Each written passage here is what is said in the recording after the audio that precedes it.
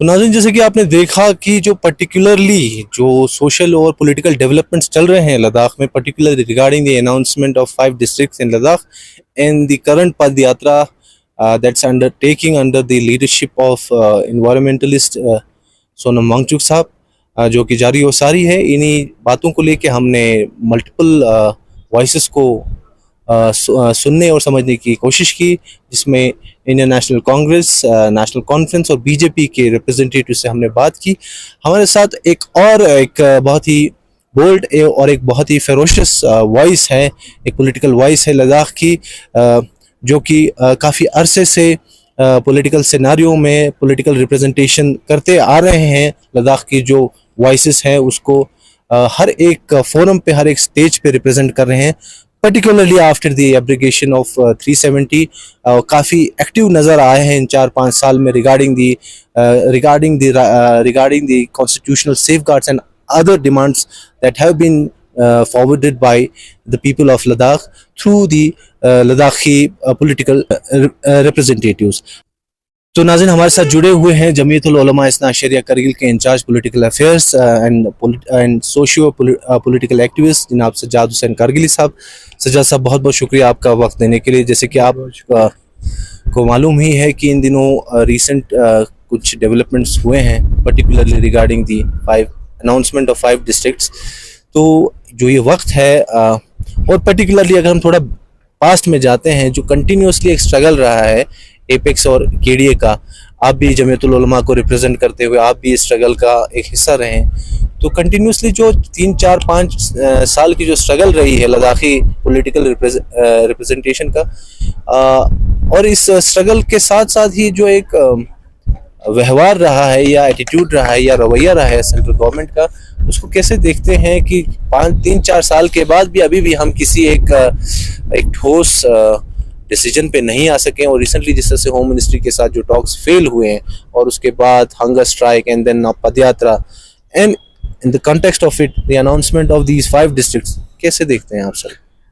फाजले साहब, बहुत बहुत शुक्रिया। मैं आप और कारगिल टुडे की पूरी टीम का शुक्रिया अदा करता हूँ। बहुत इंपॉर्टेंट इशू पे आप लोगों ने ये डिबेट और डिस्कशंस या फिर इज़हार राय का लेने का फैसला किया।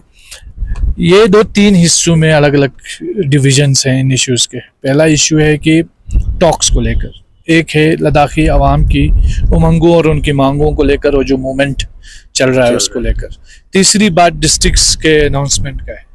जहाँ तक सबसे पहले मैं डिस्ट्रिक्ट्स के हवाले से बात करूँ, सबसे पहले तो ये कि ये जो 1979 के बाद से लेकर ये पहली बार है कि कोई अनाउंसमेंट हुआ है, न्यू क्रिएशन ऑफ कोई डिस्ट्रिक्ट हुआ है इधर लद्दाख रीजन के अंदर। बहुत सारे एरियाज़ में काफ़ी जिद्दजहद हुई, खासकर ज़ंस्कार के अंदर, द्रास के अंदर हमने आवाज़ें सुनते रहे हैं। और इसके अलावा सरकार ने और 2-3 जो है डिस्ट्रिक्ट्स का भी बनाने का, एक्सटेंड करने का फैसला किया है, जिसमें शम है, नुब्रा है और फिर चंगथा है। मैं समझता हूँ कि बहुत अच्छा और वेलकमिंग स्टेप है सरकार की तरफ से। खासकर मैं ऑनरेबल प्राइम मिनिस्टर का और ऑनरेबल होम मिनिस्टर का, हमारा जनाब बीडी मिश्रा साहब, ऑनरेबल एलजी लद्दाख साहब का, और जो भी उनकी टीम इस काम में लगी है, उन सबका शुक्रिया अदा करना चाहता हूँ लद्दाख के अवाम की तरफ से, जमीयतुल उलमा इस्ना अशरिया की तरफ से। और साथ में ये भी तकाजा करते हैं, डिमांड करते हैं कि जो 2 अहम एरियाज़ हैं जो इस लिस्ट से छूट गए हैं, जिसमें खासकर सांको सुरू करसे का एरिया है, बहुत डेंसली पॉपुलेटेड रीजन है, और ये वो एरिया है जो अनफॉर्चुनेटली अभी डिग्री कॉलेज से भी महरूम है। तो इस एरिया का ख्याल रखा जाना बहुत ज़रूरी है। और इसके साथ साथ शकर चिकटन, बटालिक, शरगोल, ये जो एरिया है, क्योंकि हमने बहुत सारे सब डिविजन्स को ख्याल में रखा है। द्रास सब डिवीज़न को डिस्ट्रिक्ट मिला है, सांको ज़ंस्कार सब डिवीज़न को मिला है, इस वक्त शम में तकरीबन 2 सब डिवीज़न मिले हुए हैं, चांथा है और फिर नुब्रा है। तो इन 2 सब डिवीजन्स का भी ख्याल रखा जाना चाहिए और इनको भी डिस्ट्रिक्ट स्टेटस मिलना चाहिए। ये तो रही डिस्ट्रिक्ट के हवाले से हमारी अहम बात। अब ये और एक चीज़ है कि अभी डिस्ट्रिक्ट जो है वो ऑफिशियली अनाउंस नहीं हुए, ये सिर्फ अभी तक एक ट्वीट है जिस ट्वीट को बेस बना के लोग खुशियां मना रहे हैं। लेकिन मैं समझता हूँ, मेरा ये मानना है कि लोगों को थोड़ा वेट करना चाहिए, ऑफिशियल अनाउंसमेंट का वेट करना चाहिए, क्योंकि हमने बहुत सारी चीज़ें देखी। जैसे द्रास सब डिवीज़न था, तो एक अरसा जो है बगैर एसडीएम के वो रहे, चार्ज नायब तहसीलदार को या नायब तहसीलदार को चार्ज दिया जाता था एसडीएम का, और इस तरह वो सब डिवीजन चलता था, कोई वो जो पूरे पावर्स भी ट्रांसफर नहीं हुए। तो ये एक अहम चीज है, मुझे लगता है कि पहले इसको अपग्रेड होने देना चाहिए, पूरे पावर्स ट्रांसफर होने चाहिए, उसके बाद जाके हम इसका जश्न जो है वो सब मिल के अच्छे से मना सकते हैं। और ये एक स्टेप भी है, क्योंकि पहले एक आर्ग्यूमेंट सरकार की तरफ से रहता था कि 2 डिस्ट्रिक्ट्स हैं, ये 2 डिस्ट्रिक्ट्स को कैसे हम स्टेट बना सकते हैं, लेकिन अब हम ये कह सकते हैं कि हमारे पास 5 डिस्ट्रिक्ट हैं, 2 और डिस्ट्रिक्ट्स की मांग है, ठीक है ना, 2 ऑलरेडी थे, तो कुल मिला के 9 डिस्ट्रिक्ट बन जाते हैं इस तरह। तो अगर ये 9 डिस्ट्रिक्ट्स का सही से मतलब 7 ऑलरेडी हैं, 2 डिस्ट्रिक्ट्स का और क्रिएशन हो जाता है, और अभी जो मौजूदा सेटअप है इसमें भी हम एलिजिबल हैं एक स्टेट के लिए। तो ये स्टेटहुड की डिमांड बेसिकली जो है डेमोक्रेसी की डिमांड है, वरना सिर्फ डिस्ट्रिक्ट बनाना ये सिर्फ एक new layer of bureaucratic control, bureaucracy के कंट्रोल का एक नया लेयर क्रिएट कराने के अलावा इसमें क्या है, और जिस ब्यूरोक्रेसी से ऑलरेडी जूझ रहे हैं। हाँ, मतलब हमारा प्रॉब्लम ब्यूरोक्रेट्स से नहीं है, जो ऑलरेडी एग्जिस्टिंग हमारे ब्यूरोक्रेट्स हैं उससे कोई हमारा जाती मसला नहीं है, हमारा इश्यू है डेमोक्रेसी को लेकर, क्योंकि सरकार ने ही हमसे वादा किया था, हमने आपको एम्पावर किया है जो है जम्मू कश्मीर से अलग करके। तो एम्पावरमेंट ये होता है कि जब हम जम्मू कश्मीर में थे, हमारे 2 रिप्रेजेंटेटिव्स जो है करगिल से जाते थे, 2 लेह से जाते थे, और ये जो है जम्मू कश्मीर जैसे स्टेट के अंदर चीफ मिनिस्टर को इलेक्ट करते थे। एक चीफ मिनिस्टर और एक जम्मू कश्मीर जैसे एक हसास स्टेट के अंदर लद्दाख की एक वॉइस होती थी, हमारा एक कॉन्स्टिट्यूशनल पोजीशन हमारे लीडर्स की होती थी। आज हम वॉइसलेस हैं, आज हमारा कोई state Ladakh with in Ladakh नहीं है, और हमें जो है ब्यूरोक्रेसी के इसमें कंट्रोल में रखा गया है। अब ये न्यू डिस्ट्रिक्ट्स का क्रिएशन सिर्फ ब्यूरोक्रेसी के एक नए लेयर, कंट्रोल का नया लेयर ही नहीं होना चाहिए, सही मानों में जो है वो मोर गवर्नमेंट मोर गवर्नेंस दोनों बराबर होना चाहिए, और ये तभी मुमकिन है जब जो लद्दाख के लोग हैं उनको भी इम्पोर्टेंस मिले। अभी बहुत सारे खदशात भी हैं इन डिस्ट्रिक्ट्स के हवाले से, जैसे इंडस्ट्रियल लैंड अलॉटमेंट पॉलिसी का इंट्रोडक्शन हुआ, और हाँ रिसेंटली कैसे जमीनों को बांटा जाएगा, और तो उसको लेकर के भी खदशात है कि कहीं ये नए डिस्ट्रिक्ट्स उसकी तरफ भी तो कोई कदम नहीं है। तो ये सारे खदशात हैं, मुझे उम्मीद है कि सरकार इनका भरपूर जवाब देगी। और मुझे एक चीज तो मैं कहूंगा कि सरकार को लद्दाख के हवाले से, लद्दाखियों के हवाले से थोड़ा सेंसिबली और ओपन माइंड के साथ सोचना चाहिए, क्योंकि हम लोग जो है इस देश की ताकत हैं और हमेशा इस देश की ताकत बने रहना चाहते हैं, हम इस देश की कमजोरी नहीं बनना चाहते। सर, तो दिक्कत कहाँ नजर आती है कि इतना कंटिन्यूअसली टॉक्स चल रहा है 2-3 सालों से, तो सेंट्रल लेड बीजेपी गवर्नमेंट को दिक्कत कहाँ है कि डेमोक्रेसी को बहाल किया जाए, पब्लिक रिप्रेजेंटेशन जो है उसको स्ट्रेंथन किया जाए, तो दिक्कत कहाँ आ रही है, क्यों नहीं हो रहा है ये चीजें? और कंटिन्यूअसली आप लोग भी इस प्रोसेस में रहे, तो आपको क्या लगता है कि प्रॉब्लम कहाँ है, बात क्यों नहीं आगे बढ़ रही है? मुझे ये लगता है कि क्योंकि लद्दाख कोई पॉलिटिकल वॉइस, इतनी बड़ी वॉइस नहीं है कि जहां हम जो है देश के अंदर हुकूमत बनाने या हुकूमत को गिराने में कोई चीज बन सके। यहाँ उन एरियाज की ज्यादा इंपॉर्टेंस होती है जिनकी कोई पॉलिटिकल स्ट्रॉन्ग वॉइस होती है। लद्दाख की इतनी ज्यादा स्ट्रॉन्ग वॉइस नहीं है, इस वजह से मुझे लगता है कि सरकार इसको इतनी अहमियत नहीं देती। लेकिन मैं आपको ये भी बताऊं कि हम इस हसास जगह पे, स्ट्रेटेजिक इंपॉर्टेंट एरिया में रहते हैं, जहां हम 2 बड़े जो है न्यूक्लियर पावर्स के साथ जो है बॉर्डर्स को शेयर करते हैं, और हमारा नेबर्स बड़ा ही हॉस्टाइल भी रहा है हमारे इस रीजन को रह के। फिर भी लद्दाख के लोगों ने हमेशा जो है वो, खासकर कारगिल के लोग, लेह के लोगों ने हमेशा इस रीजन में जो है वो इस पीस एंड स्टेबिलिटी को मेंटेन रखने में अपना कलीदी रोल प्ले किया है। तो मैं ये कहना चाहता हूँ कि बातचीत जो है नीति और नीयत दोनों ठीक रहनी चाहिए, तभी चीजें आगे बढ़ सकती है। जैसे हमारी MHA में कई राउंड ऑफ टॉक्स हुए लद्दाखी लीडरशिप के साथ, और जैसे जॉब्स को लेकर हमारी काफ़ी बातचीत आगे बढ़ी, हमारा डोमिसाइल को लेकर काफ़ी बातचीत आगे बढ़ी, गेजेटेड पोस्ट के रिक्रूटमेंट को लेकर काफ़ी बातचीत आगे बढ़ी, या पब्लिक सर्विस कमीशन को लेकर काफ़ी बातचीत आगे बढ़ी। लेकिन वो सिर्फ बातचीत तक तो इन प्रिंसिपल एग्री हुए, लेकिन कोई उनका कोई प्रैक्टिकल हमें सोल्यूशन अभी तक नजर नहीं आया। तो सरकार को इन तमाम चीजों का सोल्यूशन भी खुद निकालना चाहिए। इन्होंने वादा किया हमसे कि 85% गेजेटेड पोस्ट की रिजर्वेशन हम देंगे, इन्होंने वादा किया है कि या हम लद्दाख के लिए पब्लिक सर्विस कमीशन क्रिएट करेंगे और नहीं तो Jammu Kashmir public service commission के साथ हमें मिलाएंगे। लेकिन अभी हम ये भी सुनने में आ रहा है कि फिर से एक बार लद्दाख को डेनिक्स के हवाले करने की बातें चल रही हैं। ये डेनिक्स जो है, इस पर ऑलरेडी लद्दाखी लीडरशिप ने MHA में ऑब्जेक्शन किया है और खुद हमारे जितने भी एपेक्स बॉडी, KDA और इवन हमारे फॉर्मर MP जमयांग सेरिंग नामग्याल, जो हमारे लेह के CEC है टाशी ग्यालसन साहब, करगिल के CEC, सब ने यानी तो पूरी लद्दाखी लीडरशिप वन वाइज होके हमने डेनिक्स के साथ नहीं जाने या डेनिक्स में शामिल नहीं होने की बात कही। हमारे व्यूअर्स को डेनिक्स के बारे में थोड़ा, डेनिक्स दरअसल ये जो UT कैडर है, जितने भी UTs हैं उनका कैडर है, जिसमें दिल्ली, अंडमान निकोबार वगैरह का, जिस तरह हमारा Jammu Kashmir public service commission है, इस तरह डेनिक्स का भी एक अपना कैडर है जो UTs का। लेकिन कुछ UTs ऐसी हैं जिनका जो है या तो वो उनका अपना इंडिपेंडेंट पब्लिक सर्विस कमीशन है, जैसे Jammu Kashmir public service commission, क्योंकि करंट फेज में जम्मू कश्मीर भी जो है वो एक यूनियन टेरिटरी है और जम्मू कश्मीर और लद्दाख एक ही माँ के दो बेटों की तरह है। जब आप जम्मू कश्मीर के अंदर पब्लिक सर्विस कमीशन रख सकते हैं तो लद्दाख में क्यों नहीं? तो ये एक मेजर क्वेश्चन है जो लद्दाख के लोग पूछना चाहते हैं सरकार से।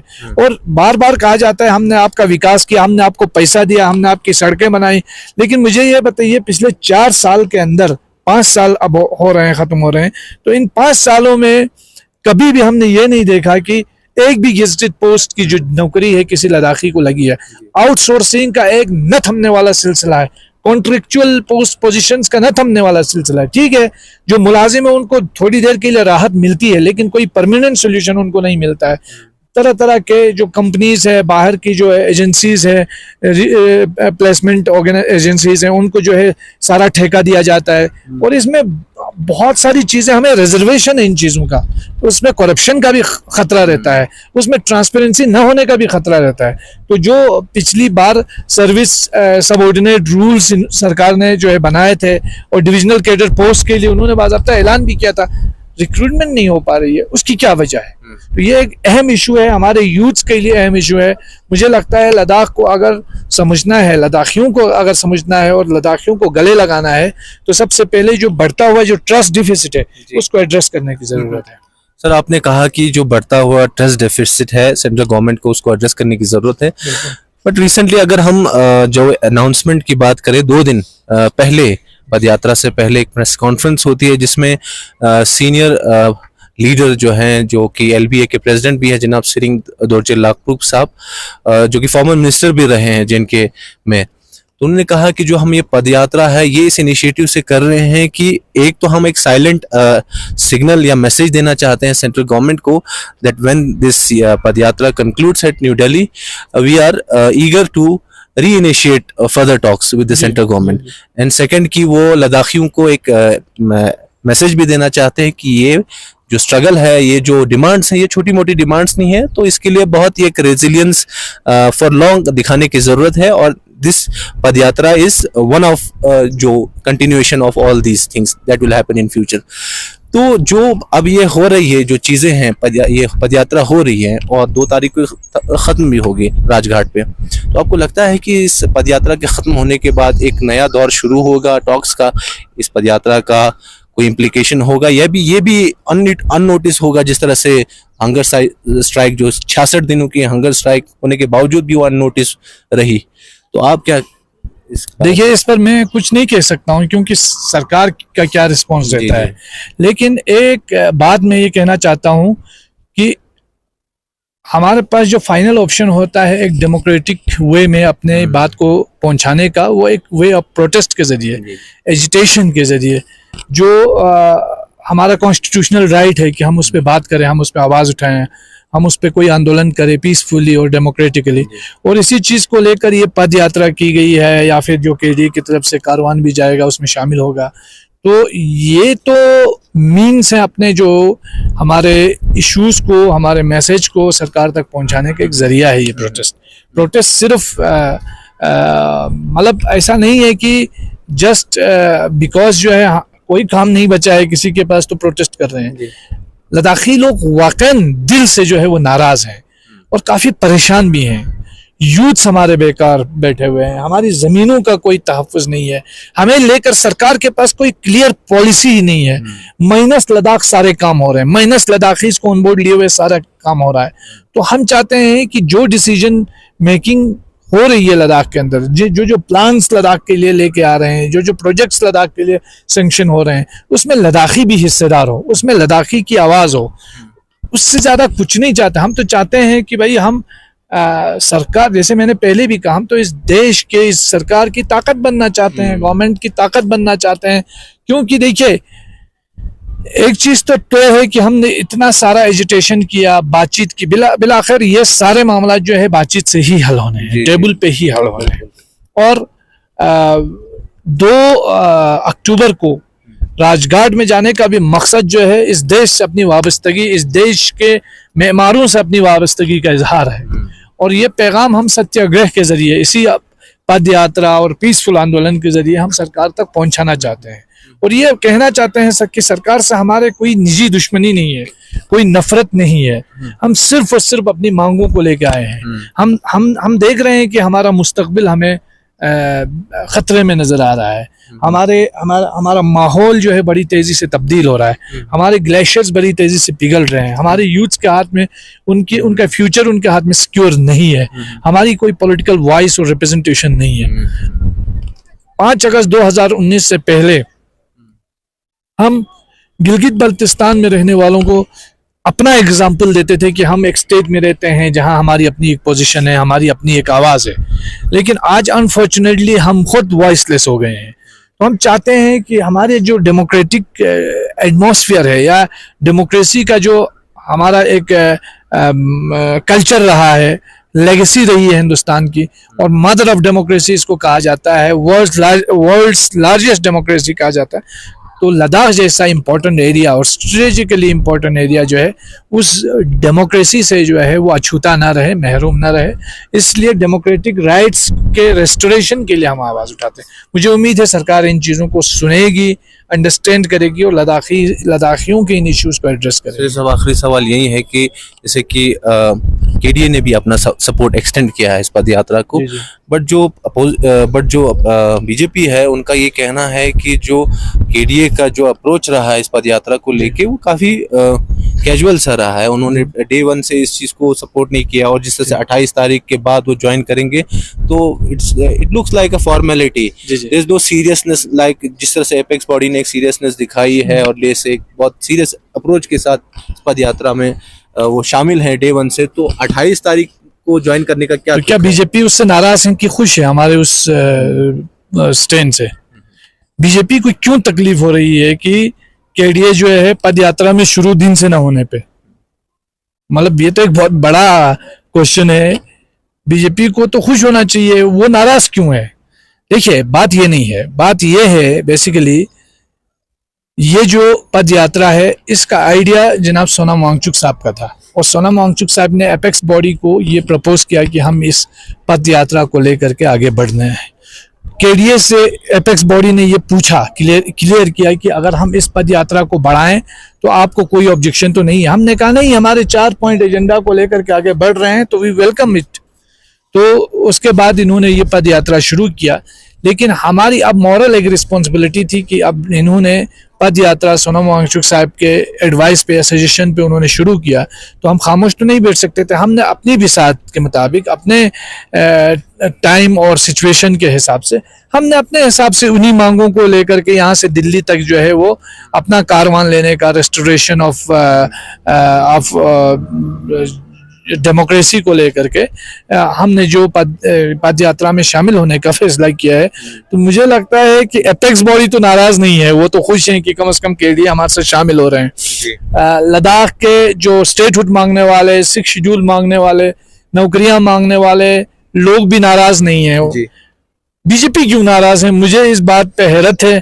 तो मुझे उम्मीद है कि बीजेपी को एपेक्स और केडीए के कैलेंडर पे ज़्यादा तवज्जो नहीं देना चाहिए, बल्कि ये जो अभी नॉमिनेशन के चक्कर में 3 नॉमिनेशन दिए हैं, 1 नॉमिनेशन नहीं आया, एक साल गुजर गया, बड़ी शर्म की बात है। आज तक ये हिस्ट्री में कभी नहीं हुआ कि एक साल गुजरने के बाद नॉमिनेशन का ऐलान होता है। उससे पता चलता है अंदरूनी बहरान कितना खतरनाक है।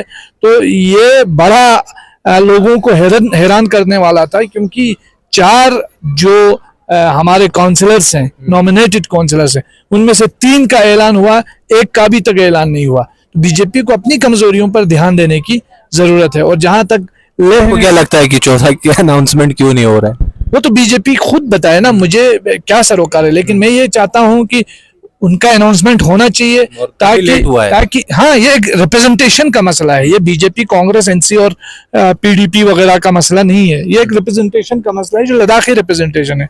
बिल्कुल जल्द अज जल्द अनाउंस होना चाहिए और उनको भी बाज़ाब्ता काम करने का मौका मिलना चाहिए। सज्जाद साहब, आपका बहुत बहुत शुक्रिया। बहुत ही डिटेल्ड अंदाज में आपने हमारे सवालों का जवाब दिया। अगर आपने कोई बात रखती या कोई ऐसा सवाल जो मैं आपसे नहीं कर पाया, पर्टिकुलरली जो डेवलपमेंट्स को लेकर, अगर आप कुछ कहना चाहते तो आप कह सकते हैं। देखिए, बहुत सारे इश्यूज हैं। मतलब आज फिजियोथेरेपी डे भी था, तो एक अरसे से डिस्ट्रिक्ट हॉस्पिटल के इश्यूज को मैं उठाते रहा हूँ। मुझे ये मालूम हुआ है कि कारगिल डिस्ट्रिक्ट हॉस्पिटल के MRI का जो मसला है अभी खटाई में पड़ गया है। कितना सच है ये तो यूटी एडमिनिस्ट्रेशन बताएगी, लेकिन मेरी ये डिमांड है, क्योंकि LG साहब खुद काफ़ी सीरियस हैं MRI को जल्द अज जल्द कारगिल डिस्ट्रिक्ट हॉस्पिटल में इंस्टॉल करने में। तो मैं उम्मीद करूंगा कि जल्द अज जल्द जो है वो MRI कारगिल डिस्ट्रिक्ट हॉस्पिटल में इंस्टॉल किया जाना चाहिए। दूसरा मसला जो है फिजियोथेरेपी से रिलेटेड है, क्योंकि हर रोज मेरा आना जाना रहता है फिजियोथेरेपी डिपार्टमेंट में। तो कारगिल में कोई फिजियोथेरेपी के लिए अलग से सेक्शन है ही नहीं, और रिहेबिलिटेशन का कोई अलग से इंतजाम नहीं है। GNM स्कूल के एक हॉल में पूरा फिजियोथेरेपी की मशीनें इंस्टॉल है। ये बड़ा अनफॉर्चुनेट है, क्योंकि बड़ा दावा होता है कि इतने पैसे हैं, इतना कुछ हम खर्च कर रहे हैं, लेकिन ये सारी चीजें नहीं है। तीसरी चीज, हमारे कारगिल के जो CMO थे वो काफी सीनियर थे। हम एक्सपेक्ट कर रहे थे कि वो डायरेक्टर की पोजीशन पे आएंगे हेल्थ डिपार्टमेंट की, लेकिन इस बार वो छूट गए। लेकिन एक जो सजेशन हमारे ऑनरेबल CEC साहब ने पेश की है कि जो हेल्थ मिशन के जो डायरेक्टर हैं, कम से कम उनको कारगिल में स्टेशन किया जाना चाहिए। तो वो मैं भी उसको इंडोर्स करूंगा। और मेरी ये गुजारिश रहेगी हमारे ऑनरेबल LG साहब से, जो हेल्थ और एजुकेशन को लेकर काफ़ी सीरियस हैं, काफ़ी वो सीरियस हैं, कि इन इश्यूज को लेकर थोड़ा सीरियसली लेना चाहिए। हमारे हॉस्पिटल की बिल्डिंग कंस्ट्रक्शन का मसला है, जहां दो ब्लॉक्स G1, 2 ब्लॉक जो साइड में बनने हैं। सुनने में ये आ रहा है कि एक ब्लॉक जो है वो नहीं बनने जा रहा है, एक ही ब्लॉक बनने जा रहा है। तो हमारी ये रिक्वेस्ट रहेगी, क्योंकि ये 300 बेडेड हॉस्पिटल है, तो इसमें दोनों ब्लॉक का जल्द अज जल्द कंस्ट्रक्शन होना चाहिए। क्योंकि जब इतना पैसा सरकार दे रही है और इतना बजट सरकार की तरफ से आ रहा है, तो उसका यूटिलाइजेशन भी जो है प्रायोरिटी पे हेल्थ केयर और एजुकेशन और इन चीज़ों पे होना चाहिए। तो ये एक अलग से मैं मैसेज जो है आज के दिन पे देना चाहूँगा। बहुत शुक्रिया सज्जाद साहब हमारे साथ जुड़ने के लिए।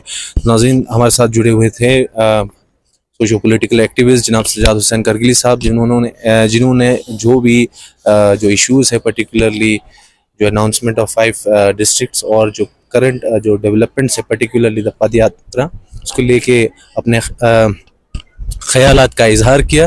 तो नाज़रीन, बने रहे कारगिल टुडे के साथ। हमारे साथ अभी कैमरा लाइन पे जुड़े हुए हैं जनाब हुसैन आबिन खालू। For more updates, subscribe to our channel Kargil Today. Click the show links and enjoy watching the videos. Like us on Facebook and follow us on Instagram. Keep watching Kargil Today. Keep enjoying Kargil Today, the only voice of Kargil Ladakh.